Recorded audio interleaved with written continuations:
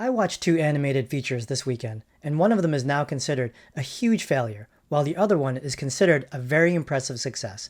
So I thought I'd make a video about everything we can learn from Elio and K-pop Demon Hunters. Hey there, welcome back to Surviving Animation, your guide to making it in the business of cartoons. My name's Eric Calderon, and I really wanted to compare these two films that I watched this weekend because they're both a hallmark of a certain past, a certain way of thinking that probably isn't going to work anymore, and the future ahead that is really the trends of things that we should all pay attention to from the business and creative side. So with that being said, let's get right into my comparison of these two movies.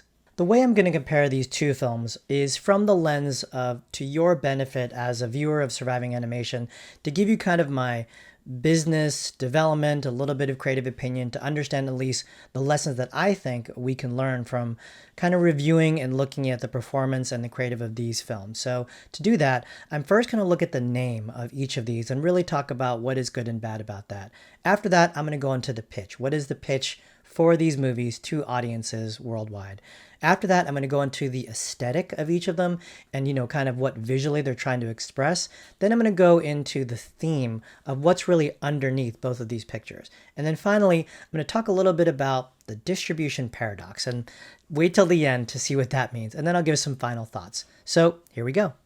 All right, I am not the first one to complain that Elio is a terrible name for a movie, so here's why. I think in creating that name, Pixar seems to be following the strategy they have for a lot of their other movies, whether that be Coco or Luca or Onward or Brave.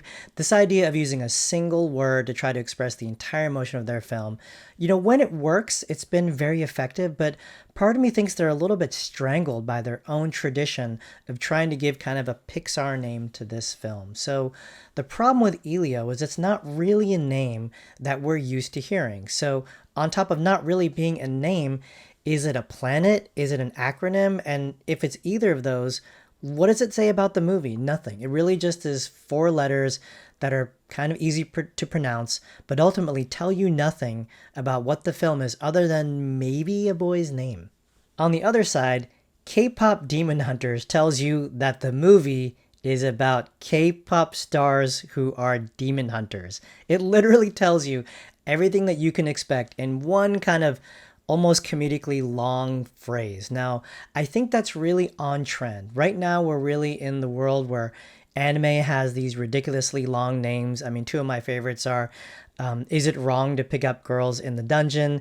And that one time I woke up as a slime, I think. Yeah, the time I got reincarnated as a slime, which are just really funny names because they're almost embracing this ridiculous quality, but it tells you everything you need to know. Now, two other ones that I haven't watched, but I just looked up and really just gave me a chuckle are, for example, I couldn't become a hero, so I reluctantly decided to get a job, and the world's finest assassin gets reincarnated in another world as an aristocrat. I mean, this is where we're at these days, and I think the benefit that K-pop Demon Hunters gets is that really fans have been trained to understand that this is how new naming works.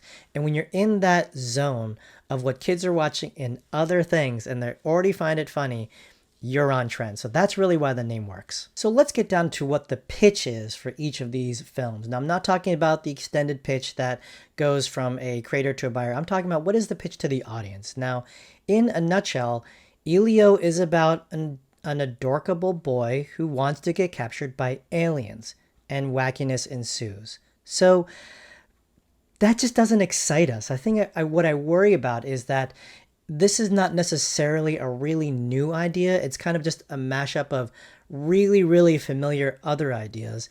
And there's no real conflict in that. I mean, if this boy wants to be abducted by aliens, and he does, okay, and I suppose it's going to be funny. Now, there is a little bit of a turn in the trailer where he is listed or is mistaken as the president of Earth, and then more galactic wackiness ensues. That's okay, but I'm not really sure that's a pitch. It seems almost like an episode premise or something a little less than exciting. So for whatever reason, the pitch for Elio is kind of average. Now, the reason that K-pop Demon Hunters works as a pitch is it follows an old rule that I've kind of told a lot of people many, many times, which is a little bit familiar, a little bit something new. So What we're familiar with is K-pop stars. We all know what they are. We've been inundated with them. They're kind of popular all around the world. Okay, check. And we all know what a demon hunter is. Like, we've talked about it in comics, we've seen it in animation. So we just get a basic understanding of what that is. That's familiar. What is new is putting them together for the first time. That's the magic of a pitch. Now, it's just interesting and weird enough that I'm not going to forget it. I'm definitely going to know, okay, K-pop stars fight demons. That's pretty cool. But to really turn it over is in the very first trailer, you see an all-boy band of demons, and there are four of them. So right away, three girls who are K-pop stars and are demon hunters are fighting four boys who are demons and a boy band. The antagonist is greater than the protagonist. I just can't wait to see this end. It's two things I'm familiar with. It's mashed up into a new way. Let's go. So let's now talk about the aesthetic of both these movies. Now, as an executive, I try not to get too deeply involved in my opinion in trying to get people to change their design or to kind of make little nuances of what I think would look better. What I'm talking about is the overall conceit, the overall development promise, and what is the marketing conceit that we're going out with to try to sell this project. So when you talk about Elio, everything looks great. I mean, in terms of a Pixar film, we're all expecting this beautiful fit and finish, this aesthetic, some slight variation on their house style. It's predictable, and I think that's okay. It doesn't really move us forward, but it's okay. But I've got two really big problems with the aesthetic of Elio. First off is Elio himself. Now, that design with that costume, that certain upside down strainer over his head and the kind of the makeshift cape and the big boots and all the wacky radio equipment, this I think is what grandparents and parents find cute in their own children. That's what they kind of look down and say, oh, isn't my child being super adorable and weird? But on the flip side, this is not how kids want to be seen. This is not really something they aspire to become. It's not like a 6, 7, 8, 9-year-old is going to go, oh, I can't wait to go home and dress like that, because it's presented as kind of awkward and mishmash and kind of, put together in small pieces. Now that, again, it's not a costume kids like to see in themselves. They're probably trying to imagine themselves in something more complete, but that is the result of them trying to do that. So a little bit of kind of a looking down at your audience, and I think that goes against it. The second problem, I think, is in the aesthetic of all the aliens. Now, this whole movie is about Elio going out to space, and he's going to meet a bunch of aliens. For me, if it's going to be a kids movie and you're going to go for a mass audience, you've got two choices: super cute or super cool. But what do we get? We get weird. We get super obtuse. We get abstract. We get kind of amoebas, and we get polygonal shapes, and we get kind of quirky. Designers love that. People who work in animation love that. I don't know if kids love that. I think if you're going to go alien, you got to go Stitch. You got to go Pokemon. You got to go really cute. Or you got to be super cool, something I want to collect and make a toy of, or I want to draw all the time. So if you're just original, if you're just weird, if you're just quirky, we're not really winning any audiences with this aesthetic. Now, when you talk about K-pop Demon Hunter's design aesthetic, you begin with this impossibly beautified anime in 3D. I mean, these characters look like Barbie dolls and Ken dolls, but they're all super Asian and super stylized, and you almost can feel that the movie is presenting them as impossibly perfect, beautiful singers and dancers, which kind of matches the stereotype and the comedy and the adoration of the whole art form. But then it flips, when characters do these comedic sequences, when they have these kind of realistic moments, when they're munching on snacks or having these heightened emotions, they get really, really cartoony. So their shape deforms. It kind of is a throwback to old manga and anime gag scenes. The entire CG model becomes something totally different.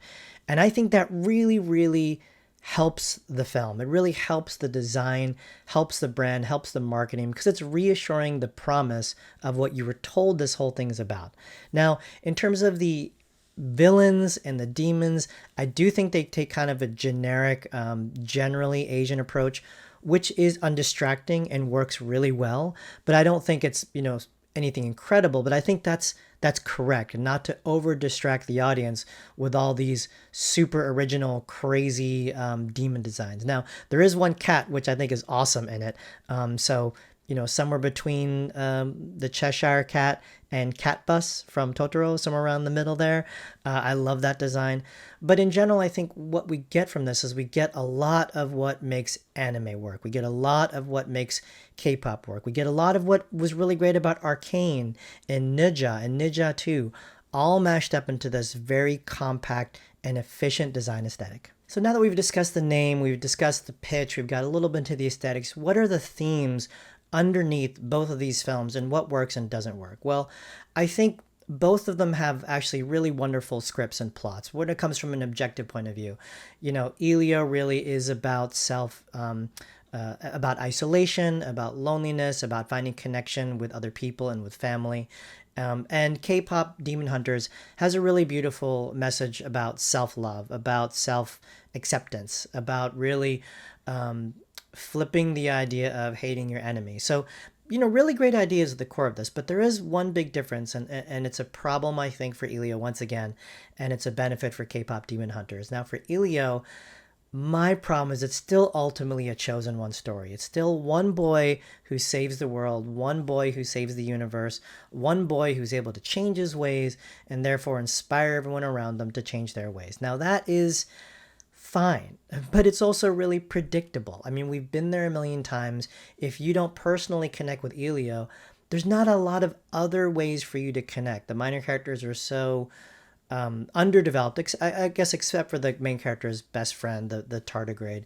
But in general, it just kind of goes through the motions of something we've seen a million times. And I think that really is a disservice to it. And it really is a throwback to almost an older style of writing. Now, let's talk about K-pop Demon Hunters. Now, this whole idea of self-love and self-acceptance, I don't want to spoil it, but it becomes a larger story. A lot more characters get involved, and they all start to reflect and have the same idea about the theme in a way that's a lot more organic and a lot more kind of surprising than what is done with Elio. Even though in Elio, other characters do kind of get the same message.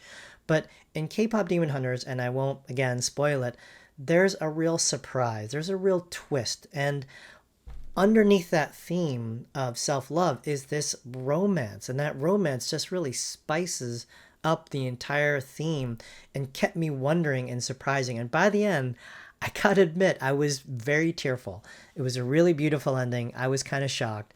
But structurally, the theme works much better because it involves more people. It becomes more about how we all see each other. Where Elio, despite trying to do that, ultimately is a chosen one story. Okay, I'm going to wrap up this video with a little discussion about the distribution paradox of it all and a little chat about brilliance. So let's talk about the distribution paradox. So like I mentioned before, Elio had a production budget of anywhere from $150 to $300 million because apparently there was a lot of redevelopment, possibly a change of thinking of what this movie was or how it worked. It seems to have had its voice muted a little bit, which I feel sorry for. Maybe there's a very edgy, cool, interesting version of Elio somewhere on the cutting room floor. But, with its theatrical distribution, with the heaviness of its marketing, for a movie that really should have been smaller and quirky, I feel like it should have been a streamer movie. I mean, if they could have got that down to a $50-75 million budget and made it a smaller film about a boy and about an alien friend and kind of removed a lot of the extra clutter that really got in the way of the movie being as unique as it could be, it kind of worked better that way. On the other side, K-pop Demon Hunters, even though it is #1 on the Netflix platform when it debuted and is currently, as of the time of this recording, sitting at #2, felt like it could have had a bigger play. It felt like it was so relevant, it was so smart, and the pitch and the concept and the design was so timely that I wonder if they had released it theatrically, if it could have done much better for Sony, for the original creators, for the film as a franchise. Maybe it could have launched more merchandise. Maybe it could have gone on to multiple territories. Maybe it could have set up a sequel and a TV series. All those things are possible when you have the big marketing bloom of a theatrical, even if it breaks even. So in a weird way, I kind of wish Elio was a streaming movie and K-pop Demon Hunters was theatrical. So All right, to finish all that, I just got to say, I think both of these have their brilliance. But I kept thinking in watching both these movies that there's a problem with brilliance. Now, when brilliance sits in kind of a spire and is in its own kind of private school environment and is in a place where it's just the way it's been done all the time, it's almost the orthodox level of thinking, it seems to get in its way. And I think Elio seems to be trapped by the own conventions of what made Pixar great in years past. It's almost refusing to become a new movie because it has to obey all of the things that prior movies did within that studio.